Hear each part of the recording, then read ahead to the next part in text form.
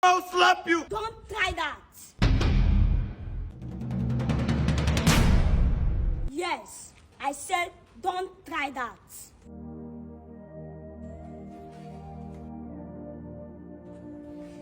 Who are you, this boy, and how dare you talk to me in that manner? You don't need to know who I am. How dare you? You are still pointing your fingers at me?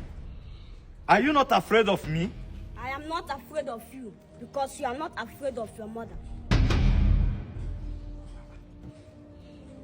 Where are you from, and how dare you talk to me in that manner? I'm still standing here firm. Yes, because you talk to your mother the same manner I talk to you. How dare you point fingers at me, this little boy?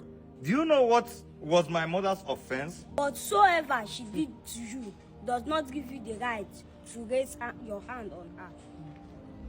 But whatsoever happened here does not also give you the right to intrude in family matter. This is mother and son talking here, you little boy. I blame God for not giving me a mother and gave mother to someone who does not value his mother. What do you mean by that? Ever since I was born, I have never seen my mother. I do ask people, but they did not know how I was born. I live in the midst of other children that does not have a mother. I don't know if I am to say that you're speaking in parable. So what does all these stories has to do with what is going on here? You not having a mother and me raising hand against my mother. What is the connection between these two? What message are you trying to pass, young man? I am trying to pass a message about valuing your mother. Love your mother, no matter what she did to you. She carried you for 9 months.